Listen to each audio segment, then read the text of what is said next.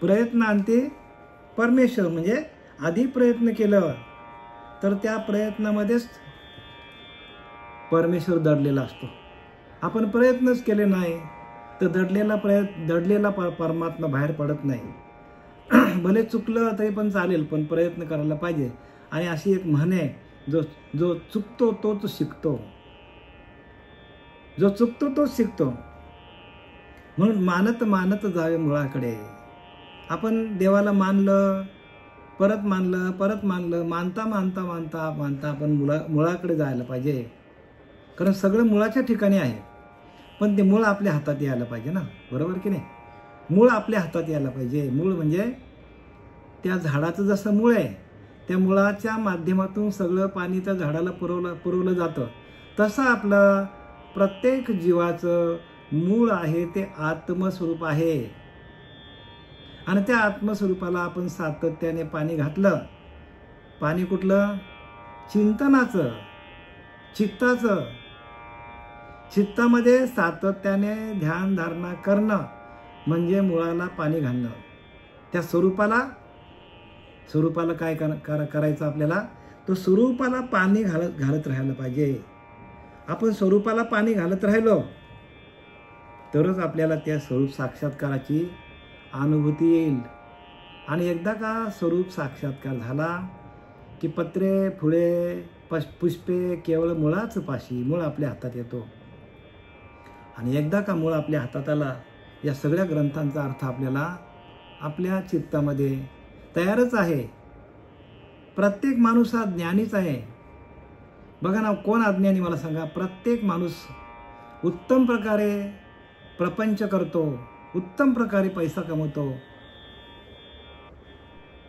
उत्तम प्रकारे कीर्तन प्रवचन करतो. मग कोणाला बुद्धी नाही? सगळ्यांनाच बुद्धिमत आहे. प्रत्येक माणूस हा बुद्धिमान आहे. पण ती बुद्धी परमात्म तत्वाशी एकरूप करून परमात्म्याला प्राप्त करणं म्हणजे खरी बुद्धी आहे. ज्ञानवरा सांगतात की नाही, बुद्धीचे वैभव अन्य नाही दुजे. दुसरे वैभवच नाही.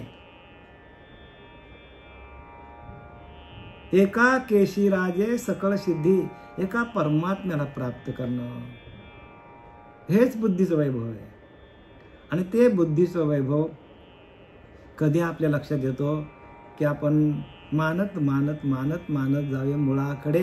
त्या स्वस्वरूपाकडे गेल्यानंतर आपल्याला त्याची अनुभूती येते. बघा, आता आपण काल ओळी क्रमांक 10 पर्यंत आलो होतो.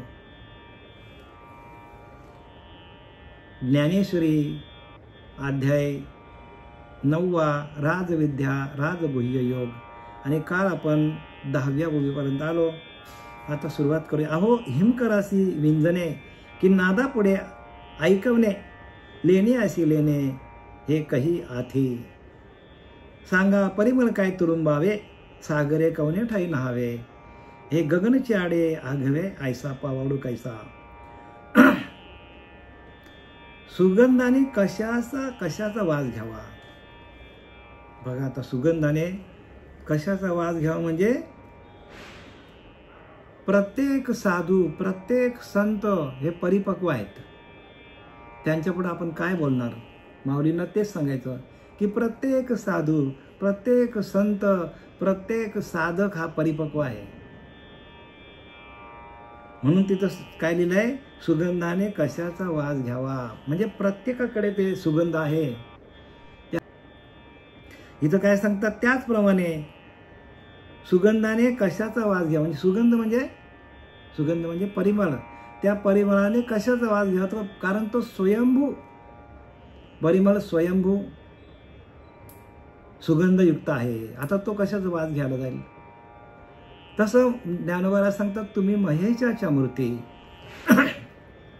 तुम्ही ज्ञानी आहे. तो म्हणजे मोठेपणा कोणाला दिला? ज्ञानोबाराने साधकांना दिला. तुम्ही प्रभू, तुम्ही महेशाच्या मूर्ती आणि मी दुबळा अर्चित असे भक्ती. म्हणजे मी दुबळा आहे तुमच्यापेक्षा, तुम्ही ज्ञानी आहात. म्हणजे एवढ्या खाली येऊन संत आपल्याला सांगतात. आणि आपण एकदम टॉप लेवलला जातो. म्हणून जे नम्र झाले भूता तेने कोंडिले अनंत. म्हणजे प्रत्येक ठिकाणी नम्रता दाखवायला पाहिजे आपण. प्रत्येक साधकाने नम्रता दाखवा. नम्रतेमध्ये जे आहे सामर्थ्य आहे ते कशातच नाही. म्हणून समर्थ रामदास सांगतात की नाही, खर दुर्जन भेटला क्षमेचा धीर बुडाला तरी मौनेची स्थळ त्याग केला पाहिजे साधकू. साधक आहोत ना आपण. आपल्याला खर भेटला, दुर्जन भेटला, मारायला उठला तरी आपण त्याच्यावर उलट हात करायचं नाही. मौन राहायचं, शांत व्हायचं आणि ती जागा सोडून आपण दुसरीकडे जायचा. म्हणजे कशासाठी सांगितलंय? हीच नम्रता आहे. आणि ह्या नम्रतेमध्येच सामर्थ्य आहे. आणि संतांकडे सामर्थ्य येण्याचं कारण, एकमेव कारण म्हणजे नम्रता. आणि ती नम्रता प्रत्येकाला जमली पाहिजे. म्हणून इथं काय सांगतात, सुगंधाने कशाचा वास घ्यावा, सुगंध स्वयंभू सुगंधित आहे. सागराने कशात न्हावे, सागर सगळ्यात व्याप्त आहे. सागराची व्याप्ती अफाट आहे. मग तो कुठे न्हायला जाईल मला सांगा? त्याच्याकडे नद्या सगळ्या येतात सागराकडे. सागराला नद्यांकडे जायची गरज नाही, नद्याच सागरांकडे येतात. तसं संतांना त्यांनी मोठेपणा दिलाय ज्ञानोबांनी. आणि हे आकाश ज्यात मावेल अशी मोठी वस्तू कोणती आहे? बघा, आकाशापेक्षा मोठं काय आहे का? म्हणजे कोणाला मोठेपणा दिलं? संतांना मोठेपणा दिलं, साधकांना मोठेपणा दिलं. साधकाचाच संत होतं बरं का. मी काल तुम्हाला प्रमाण दिला, पाठीने महर्षी आले, साधकाचे सिद्ध झाले. साधकाचाच सिद्ध होतो. पण साधकांना तयार करण्यासाठी जो मसाला आहे, जे ज्ञान आहे, ते पुरेपूर ज्ञान सद्गुरूंकडे असलं पाहिजे. पुरेपूर बरं का, अर्धवट असलं तर मग काय खरं नाही. तसं पुरेपूर ज्ञान असणारा जोपर्यंत साधू जीवनात येत नाही तोपर्यंत हे ज्ञान अर्धवटच राहतो. मग साधू कुठला? की जो आपल्याला ध्यानाला बसून आपल्याच आतमध्ये असलेल्या त्या परमात्म तत्वाशी एकरूप करून देणारा. जोपर्यंत श्रीगुरु जीवनात येत नाही तोपर्यंत परिपूर्णता येत नाही. म्हणून इथं काय सांगतात, ज्ञानोबा सांगतात, ज्ञानोबांनी काय केलंय? आपल्या श्रीगुरूंना म्हणजे आपल्या भावाला, निवृत्तीरायांना काय केलंय? त्यांनी निवृत्तीरायांना समोर ठेवलेलं आहे. आणि निवृत्तीरायाला श्रोता म्हणून त्यांनी संबोधन केलेलं आहे. निवृत्तीराय ऐकतात ज्ञानोबांनी काय लिहिलं ते. म्हणून इथं काय लिहिलंय की आकाश ज्यात मावेल अशी मोठी वस्तू कोणती आहे का? आकाशापेक्षा मोठं काय आहे का? नाही, आकाशापेक्षा मोठं काही नाही. आणि सांगा बरे, आकाशापेक्षा मोठं काय आहे का? मोठेपणा कोणाला दिला? की संतांचं हृदय व्यापक आहे आणि ते आकाशापेक्षा व्यापक आहे. कसं सांगतो तुम्हाला? बघा काय लिहिलंय की गगनाहुनी वाढ नाम श्रीहरीचे. आणि ते नाम कोणाकडे आहे? संतांकडे आहे. म्हणजे आकाशापेक्षा व्यापक आहे. गगनाहुनी वाढ, गगनापेक्षा मोठं नाम श्रीहरीचे. आणि ते नाम श्रीहरीचं कोणाकडे आहे? त्या संतांकडे आहे, त्या साधकांकडे आहे, त्या साधूंकडे आहे. आणि म्हणून ते कसे आहेत? तर विशाल असे आहेत. म्हणजे त्यांचा आपण विस्तारच करू शकत नाही, त्यांची खोली आपण मोजूच शकत नाही, एवढे व्यापक आहेत ते. आणि म्हणून ज्ञानोबांनी काय उल्लेख केलाय? गगनाहुनी वाढ नाम श्रीहरीचे. गगनापेक्षा मोठं नाव आहे आणि ते नाम कोणाकडे? संतांकडे. म्हणून ते व्यापक केलाय. तसे तुमचे अवधान धाये आणि तुम्ही म्हणा हे होये, ऐसे वक्तृत्व कोण आहे जेने रिधा तुम्ही. त्याचप्रमाणे तुमचे अवधान तृप्त होईल आणि तुम्ही असे म्हणाल की वाह, उत्तम व्याख्यान झाले. असे तुम्हाला तृप्त करण्याजोगे वक्तृत्व कोणाचे आहे? तुम्हाला तृप्त करण्याजोगे वक्तृत्व आहे का कोणाचं? कोणाचं वक्तृत्व आहे का? म्हणजे साधकांना, त्या संतांना तृप्त करण्याची भाषा कोणाकडे आहे का? नाही आहे कोणाकडे. त्याप्रमाणे तुमचे तृप्त होईल अशी आणि तुम्ही असे म्हणाल की वाह, काय उत्तम व्याख्यान झालं. आणि असे तुम्हाला तृप्त करण्याजोगे वक्तृत्व कोणाचे आहे? प्रश्नचिन्ह केलाय. तरी विश्वप्रकटीची या गभस्ती काय हातीवे न कीजे आरती का चुळोदके अपामपती अर्धू देईजे. तथापि असा जरी न्याय आहे तरी भक्तीने अशा गोष्टी घडतात असे दृष्टांतपूर्वक महाराज सांगतात. असा जरी न्याय असला तरी भक्तीने काय होतं ते पुढे दृष्टांतामध्ये सांगतात. म्हणून सर्व जग प्रकाशमय करणाऱ्या सूर्याला काडवातीने आरती करू नये का? बघा सूर्याचा प्रकाश किती आहे, खूप मोठा प्रकाश आहे. म्हणजे तिन्ही लोक काय तिले ज्ञानोबाला लिहिलेले एका ठिकाणी, तैसे बिंब तरी बचकेचे एवढे, बिंब तरी बचकेचे एवढे. बघा आपल्याला सूर्याचा बिंब बचके एवढा दिसतो आपल्याला. परी प्रकाशात त्रैलोक्य ठोकळे. प्रकाशाला तिन्ही लोकांना प्रकाश, तिन्ही लोकांना काय, तिन्ही लोकांना व्यापून टाकतो प्रकाश. एवढं त्या सूर्याचं प्रतिबिंब त्याच्यामध्ये आहे. त्या सूर्याच्या बिंबामध्ये बरं का, सूर्याच्या बिंबामध्ये एवढी ताकद आहे की तिन्ही लोकांना तो प्रकाशने करतो. जैसे बिंब तरी बचकेची एवढे, परी प्रकाशा त्रैलोक्य थोकडे. तरी शब्दाची व्याप्ती तेनेची पाडे तयामध्ये.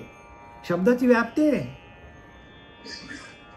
आता दृष्टांत दिला की ना आपल्याला, दृष्टांत काय दिला आपल्याला, तरी विश्व प्रगटली या गभस्ती काय हाती वेन नक्की जी आरती. म्हणजे विश्वामध्ये प्रगट झालेला जो सूर्य आहे त्या सूर्याला आपण काय करतो, ओवाळणी करत नाही का? करतातच ना माणसं. जर कितीही प्रकाशमय सूर्य असला तरी त्याला छोटीशा वातीने का होईना पण माणूस काय करतो, ओवाळणी करतो. ओवाळणी करतो की नाही? छोटीशी वात जरी असली तरी त्या वातीने काय करतो, ओवाळणी करतो. तसं संत कसे आहेत, व्यापक आहेत. संत जरी व्यापक असले तरी मी त्यांच्यापेक्षा लहान आहे, ज्ञानोबा सांगतात. मग मी त्या वातीप्रमाणे लहान आहे, मग मी ओवाळू नाही का? मी संतांची ओवाळणी करू नये का? परत सांगतात असे. म्हणजे कोणाला मोठेपणा दिला त्यांनी? संतांनाच मोठेपणा दिला. आपल्याकडे मोठेपणा घेतलेलाच नाही बरं का, आपल्याकडे मोठेपणा घेतच नाही ज्ञान. तरी विश्व प्रगटली या गभस्ती काय हाती वेन नक्की जी आरती. म्हणजे या विश्व प्रगटली, या विश्वाला प्रकाश देणारा सूर्य उगवला की त्याला आपण काय करतो की त्याला काडवातीने आरती करू नये का? म्हणजे ती छोटी का असो ना, समय असेल, अगरबत्ती असेल, काही असेल तुमच्याकडं, कापुराची आरती असेल, मग आपण सूर्याला आपण काय करतो, ओवाळणी करत नाही का? असा प्रश्न केलेला बरं का. का चुळो दक्या अपापती अर्धू ने दीजिए. किंवा वरुणाला चुलकावर पाण्याने अर्ध देऊ नये का? बघा ना, चुलकावर पाण्याने आपण काय करतो, सूर्याला काय करतो, आपण अर्ध देतो नाही का? मग पाणी घेतो ना, पाणी उंजळीत घेतो आणि उंजळीतलं पाणी आपण पाण्यामध्ये सोडतो. मग सूर्याला आपण अर्ध देत नाही का? बघा माऊलींची बुद्धिमत्ता किती प्रगल्भ आहे. आणि ही सगळी बुद्धिमत्ता प्रगल्भता येण्याकरता प्रत्येकाने योगी यांची माऊली लिहिली की नाही? ज्ञानोबा आहे काय, योगी यांची माऊली सगळ्या योगी लोकांची माऊली आहे. जेने निगमवल्ली प्रगट केली. काय लिहिलंय? जेने निगमवल्ली प्रगट केली म्हणजे काय? निघून कसं जायचं, या देहातून आपल्याला निघून कसं जायचं, हा देह कसा ठेवायचा, हे ज्ञानोबारांनी सांगितलं आपल्याला. का तर ती प्रगल्भता आहे बुद्धीची. सर्व काही जे आहे ते माणसाच्या बुद्धीवर आहे.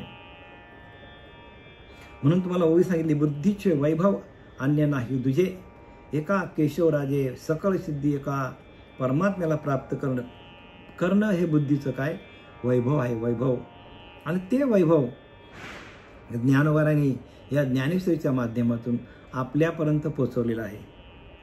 आणि आता पुढे सांगतात, प्रभू तुम्ही महेशाच्या मूर्ती. बघा, मी दुबळा अर्चित अशी भक्ती म्हणून बोल जरी गंगावती तरी स्वीकाराल की. प्रभू तुम्ही महेशाच्या मूर्ती.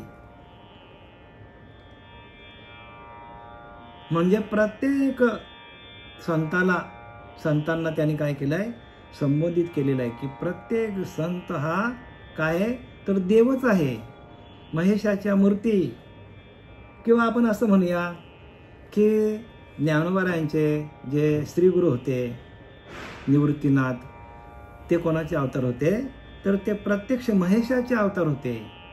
म्हणून प्रभू म्हणजे कोणाला? संतांना म्हणजे सद्गुरूंना, प्रभू तुम्ही महेशाच्या मूर्ती. हे निवृत्ती, ज्ञानदेव, सोपान, मुक्ताबाई हे सगळे कसे अवतारे होते. आणि म्हणून त्यांना अशी उपमा दिलेली, प्रभू तुम्ही महेशाच्या मूर्ती आणि मी दुबळा अर्चितोषे भक्ती. मी दुबळा आहे पण तुमची मी पूजा करत आहे. दुबळा लहान होऊन तुमची भक्ती करतो. आणि बोल जरी गंगावती तरी स्वीकाराल की. बोल जरी गंगावती म्हणजे बोलाच्या ऐवजी माझ्या बोलरूपी निर्गुडीतही तुम्ही स्वीकार कराल. म्हणजे बोलरूपी निर्गुडी म्हणजे एक वनस्पती आहे आणि त्या वनस्पतीचा पाला असतो. तसा बोलरूपी निर्गुडी म्हणजे काय? माझे शब्द जे आहेत त्या निर्गुडीच्या पानाप्रमाणे काय करतो? बोल जरी गंगावती तरी स्वीकाराल की निर्गुडीच्या पानांप्रमाणे आहे आणि ते मी तुम्हाला वाहतो. शब्द बरं का, शब्द. हे शब्दांचा विषय चाललेला आहे. निर्गुडीचा दृष्टांत दिला त्यांनी. सिद्धांत काय? प्रत्यक्ष ज्ञानोबराया आपले बोल जे आहेत ते बोल काय करतात? तर श्रीगुरूंच्या चरणावरती वाहतात आणि स्वतःला दुबळे समजतात, कमी समजतात स्वतःला. ज्यांच्या आशीर्वादामुळे प्रत्यक्ष ज्ञानोबारांना ज्ञान झालं असे ते निवृत्तीनाथ महाराज. आणि त्यांना संबोधून त्याने ही ओवी लिहिलेली आहे. बालक बापाची ताटी रिगे आणि बापा त्याची जेवू लागे की तो संतोषी निवेगे मुखची ओढी. बालक बापाची ताटी रिगे म्हणजे आपला ताट भरलेला बापाने आणि मुलगा काय करतो? अगदी असा काय करतो? लढीवालपणे येतो आणि त्या ताटातलाच घास घेतो आणि वडिलांच्या मुखामध्ये घालतो. म्हणजे आपलाच ताटातला घास आपल्यालाच मुलगा भरवतो. म्हणजे एवढी कमीपणा घेतली बघा ज्ञानोबारांनी की तुमचाच ज्ञान तुम्हाला सांगतो, माझं ज्ञान अजिबात नाही बरं का. काय सांगतात? हे ज्ञान तुमचंच आहे, तुम्हीच देव आहात, तुम्हीच संत आहात, तुम्हीच सगळ्यात, माझ्याकडे काहीच नाही. म्हणजे असं माणसाने वागायला पाहिजे. आपल्याकडे काहीच ठेवायचं नाही बरं का. आपल्याकडं आपण जर ठेवलं, ज्ञान ठेवलं, ध्यान ठेवलं, काही पण आपल्याकडे जर आपण ठेवलं, काहीही ठेवलं तरी आपल्याला त्रास होणार आहे. आणि म्हणून लिहिलंय, महावाक्याचा उपदेश भला त्याचा जप नाही बोलिला. जप पण नाही सांगितल्यानंतर एवढी स्थिती अंतकाळी स्थिती आहे. कुठलीच गोष्ट आपल्याकडे ठेवू नका. जरा जरी आपण आपल्याकडं अभिमान घेतला तर आपल्याला तो अभिमानच आपल्याला खड्ड्यात टाकणार आहे. मोठेपणा जरा जरी घेतला तर आपण खड्ड्यात, प्रत्येक माणूस खड्ड्यातच पडणार आहे. आणि म्हणून संतांनी कुठलीही गोष्ट आपल्याकडं घेतलेली नाही. सर्व समोरच्या माणसाला काय केलं? मोठेपणा दिला. आणि समोरच्या माणसाला मोठेपणा देऊन मग त्यांनी काय केलेलं आहे? हळूच त्यांच्या काळजाला हात घातलेला, म्हणजे हृदयामध्ये हृदयामध्ये हात घातलेला आहे. म्हणजे शब्द जे आहेत या शब्दांच्या द्वारे, शब्दांच्या मार्फत अंतःकरणामध्ये प्रवेश करण्याचा एकमेव मार्ग म्हणजे शब्द हा ब्रह्म आहे. पहिला ब्रह्म कोणता आहे? शब्द ब्रह्म आहे. शब्द ब्रह्म आहे. मग खम ब्रह्म, सगुण ब्रह्म, निर्गुण ब्रह्म, त्याच्यानंतर सगुण ब्रह्म, निर्गुण ब्रह्म, अनुभव ब्रह्म, तदाकार, असे 14 ब्रह्म आहेत. आणि 14 ब्रह्मापैकी पहिला ब्रह्म शब्द ब्रह्म आहे. आणि तो शब्द ब्रह्म माऊलीने काय केलाय? पहिलाच आपल्या हातात घेतलाय. आणि हे सगळे जे काय लिहिले ज्ञानेश्वरी, बघा कसं लिहिलंय त्याने.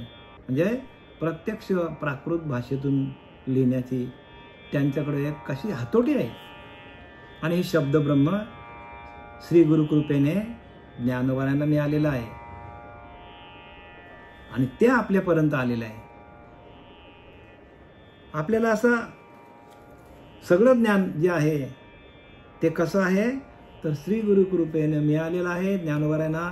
आणि आपल्याला सहज मिळाले आपल्याला पण आपल्याला पण श्री गुरु केला तर हे ज्ञान कळेल.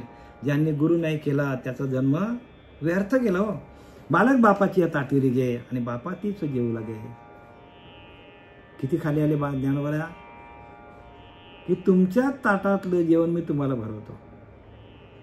बघा, राजविद्या राजगुह्य योग म्हणजे ही भाषा पण कशी आहे, तर भाषा पण गुह्य आहे, भाषा पण नम्रतेची आहे. आणि या प्रत्येक शब्दामध्ये तो परमात्मा भरलेला आहे. प्रत्येक शब्दामध्ये परमात्मा भरलेला आहे. बघा, बालक बापाची या ताटीरी की बापा तीच जेवू लागे आणि की संतोष वेगे मुखाची ओढी. आणि बापाला आनंद होतो आणि आपला तोंड आ करतो, बाबा घे भरव भरव. किती आनंदाची भाषा वापरली. तसं तुमच्या संतांनी वाढलेलं जेवण आहे आणि तेच आम्ही तुम्हाला भरवतो.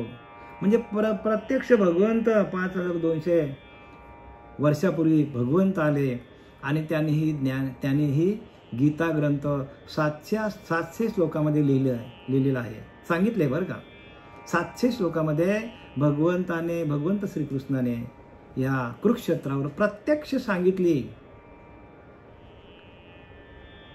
आणि तिचं काय केलं, ज्ञानोबराने तिच्यावर टीका केली, टीकात्मक ज्ञानेश्वरी लिहिली. म्हणजे याचा अर्थ ही गीता अगोदर होती आणि तिचं काय केलं, विश्लेषण केलं. आणि म्हणूनच तर म्हणतात की बालक बापाची या ताटीरी घे आणि बापाचे म्हणजे तुमचंच आहे सगळं आहे. भगवंताला सांगतो हे सगळं तुमचंच आहे आणि तुम्हालाच भरवतो. अशी परिस्थिती आहे. सगळं संतांचं ज्ञान आहे आणि संतांनाच भरवायचं. आपलं ज्ञान नाही, आपल्याकडं काहीही घ्यायचं. आपण आपल्याकडे सगळं घेतलं तर मग आपल्या उरावरती बसून आपल्याला शेवटीला अंतकाली आपल्याला त्रास देणारं ज्ञान आहे. तैसा मी जरी तुम्हाप्रती चावटी करत असेल बालमती, तरी तुम्ही संतोषिजे ऐशी जाती प्रेमाची असे. त्याचप्रमाणे मी जरी तुमच्याशी बालकाप्रमाणे विनोदाने वर्तन करतो, तरी तुम्हाला त्या माझ्या वर्तनापासून आनंदच झाला पाहिजे, असा प्रेमाचा गुण आहे. बघा, प्रेमाचा गुण काय, प्रेमाची भाषाच अशी आहे. काय, प्रेमाची भाषाच अशी आहे की ती काय करते, प्रत्येकाच्या हृदयामध्ये तो प्रवेश करतो. ते प्रेमाची भाषा.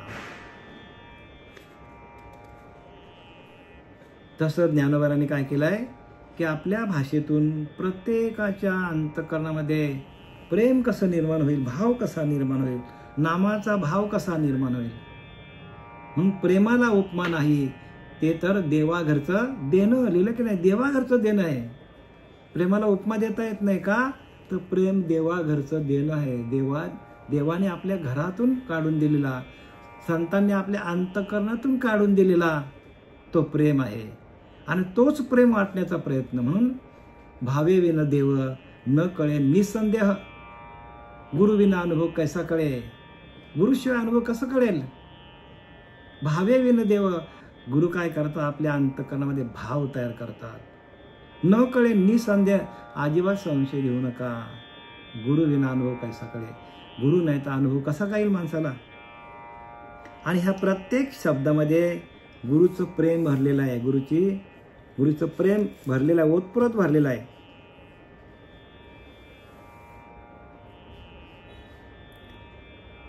आणि जेथे आपलेपणाचे निमोहे तुम्ही संत घेतले असे बहुवे, म्हणून केली या सलगीचा नोहे आभारू तुम्हा.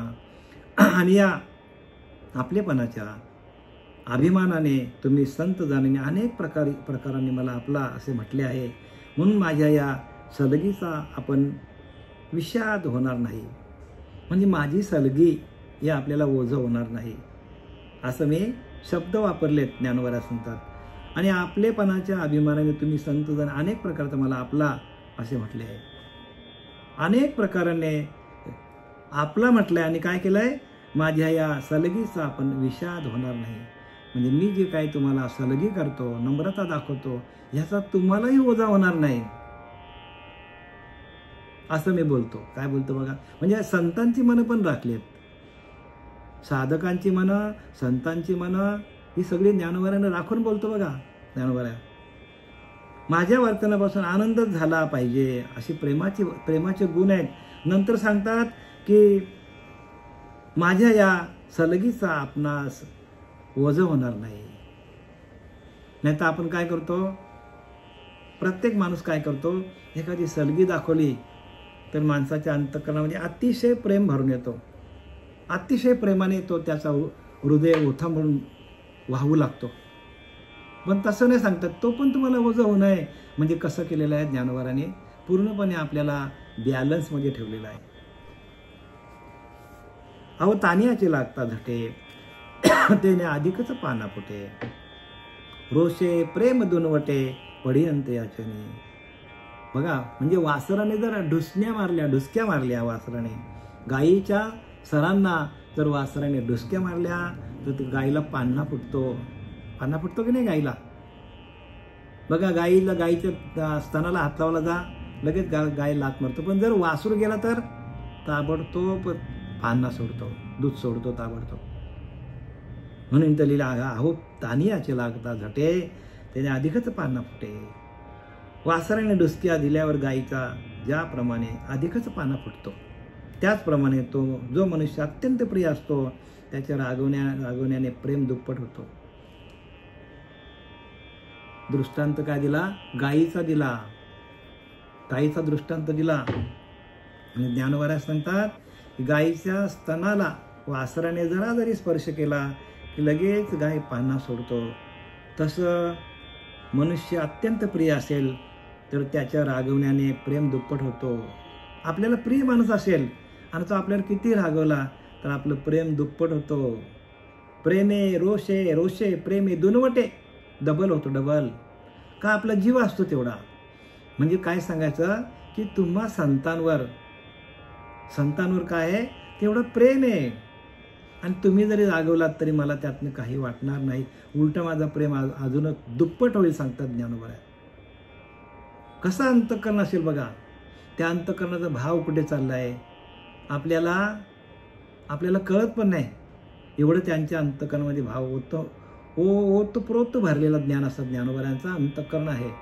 आणि अशा अंतःकरणातून आलेले प्रत्येक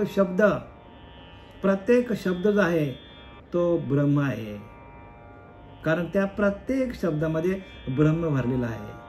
कारण प्रत्यक्ष ज्ञानोबा ब्रह्मच होते.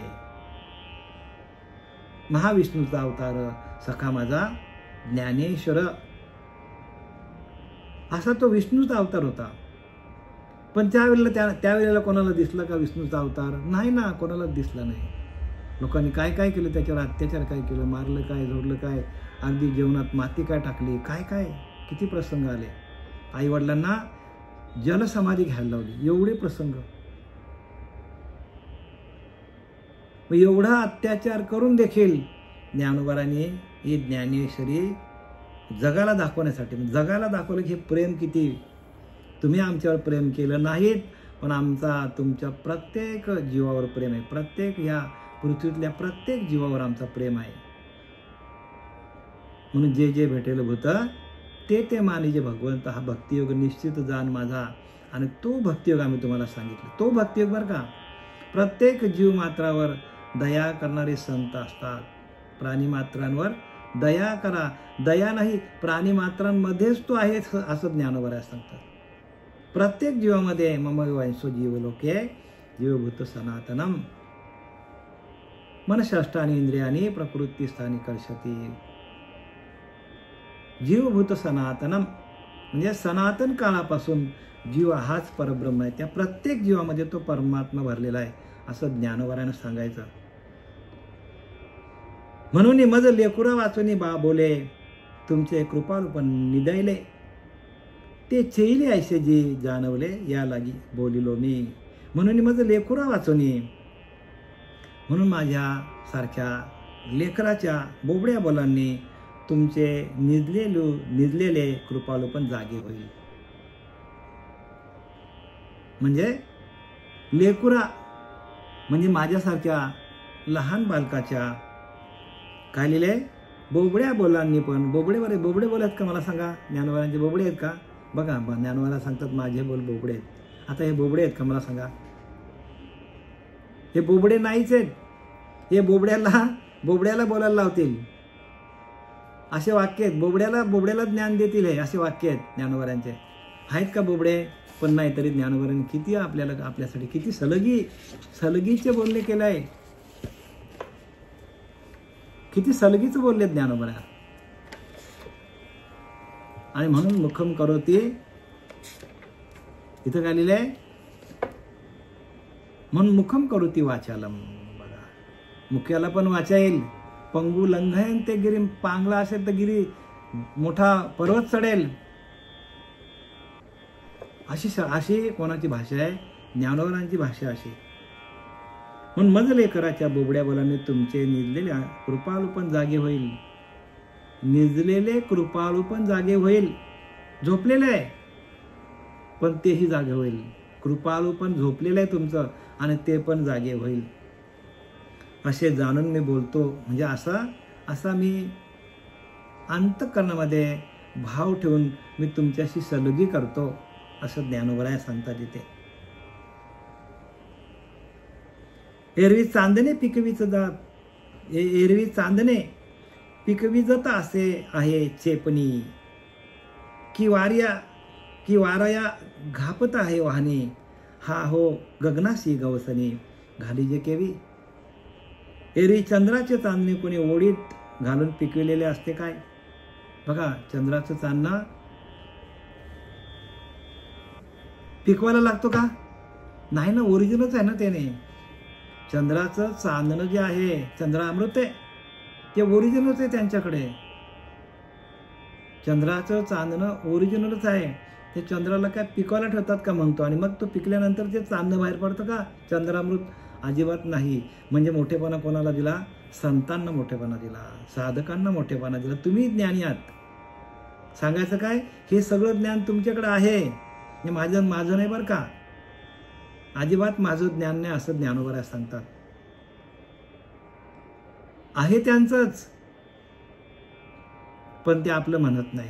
नाही तर आपल्याला जरा आलं तर हे माझं आहे आपण दाखवतो. म्हणजे आपल्याकडं, आणि म्हणून लिहिलं की नाही, अहंकार सांडीजे मग आहे तीच वस्तू होईजे. मग आपली स्वस्ती सहज आपणच केली, आपली सोडून आपणच करतो.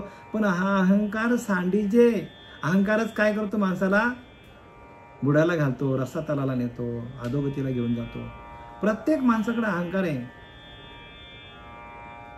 आणि तो अहंकार एरवी कोश कीटकाच्या परी जो आपण वैरी जो आत्मबुद्धी शरीरी चालू स्थळी ज्ञानोबा सांगतात. एरवी कोश कीटकाच्या परी. कोश कीटक काय करतो? स्वतःभोवती जाळं विणतो. विणता विणता विणता विणता त्याच्यामध्येच तो अडकतो आणि त्याच्यामध्येच मरतो. तसा माणूस काय केलाय? प्रत्येक माणसाला अहंकार झालेला आहे. ज्ञानोबा तेच सांगतात, रे बाबांनो खाली या.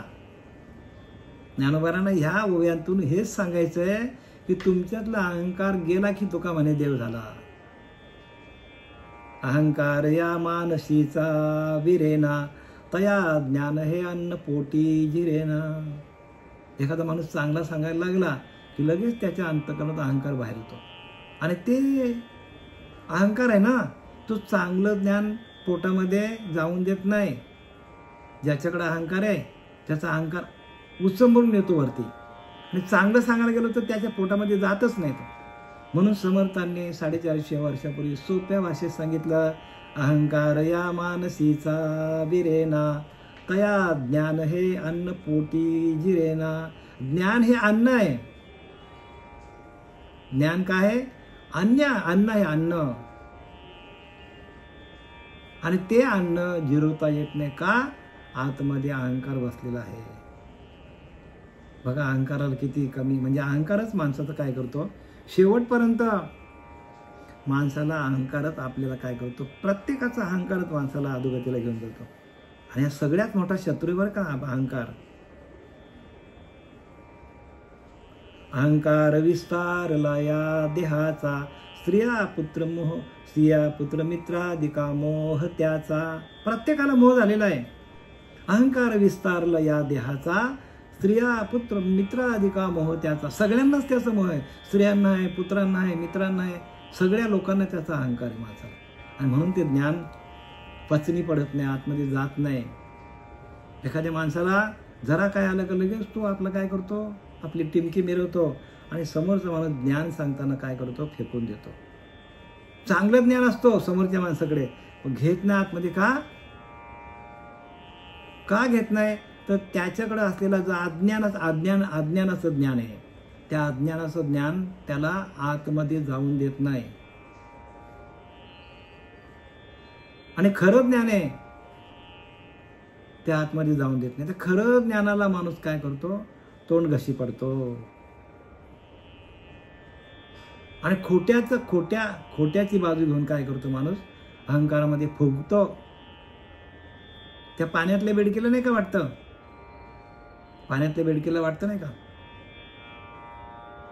पाण्यातली बेडकी असते माहिती आहे ना तुम्हाला, ती फुगून सांगतो माझा तला एवढा मोठा करता करता फुटते ती. तसं आपली परिस्थिती आहे. म्हणजे तिला तळ्याचा अभिमान असतो, तसा आपल्याला आपल्या ज्ञानाचा अभिमान आहे. आणि अज्ञानाचा अभिमानच माणसाला धूळ चाटायला लागतो. आणि म्हणून संतांनी इथं या ओव्या दिल्यात. का दिल्यात? प्रत्येक ओवीमध्ये अर्थ असा भरलेला का दिलाय? तसं आपण वागलं पाहिजे. हो, आपल्याकडे अहंकार यायला नाही पाहिजे. आणि अहंकार मुसमुसतो माणसाचा आणि तोच माणसाला काय करतो, अधोगतीला घेऊन जातो. म्हणून ज्ञानोबारांनी स्वतःच्या बुद्धिमत्तेने हे जे शब्द इथे आपल्या समोर दिलेले आहेत, त्याच्यातून एकमेव आपल्याला घ्यायचं कारण एकच आहे, एकच आपल्याला घेण्यासारखं आहे की प्रत्येक साधकाला जराही अहंकार होता कामा नये. कोणाला आपल्या संपत्तीचा, कोणाला आपल्या ज्ञानाचा, कोणाला आपल्या साधनेचा, कोणाला आपल्या नवऱ्याचा, कोणाला आपल्या बायकोचा, कोणाला आपल्या मुलांचा, नातवंडाचा, कलेचा, कितीतरी प्रकारचे अभिमान आहेत. आणि हे अभिमान सगळे काय करतात, माणसाला 84ला घेऊन जातात. आणि म्हणून अहंकारासारखा शत्रू नाही जगामध्ये. आणि तो अहंकार घालवण्यासाठी आपल्याला या सगळ्या ओव्या दिल्या. माऊलींनी नतमस्तक झाले, संतांपुढे नतमस्तक झाले, तुमच्या आमच्या पुढे पण नतमस्तक झालेले आहेत.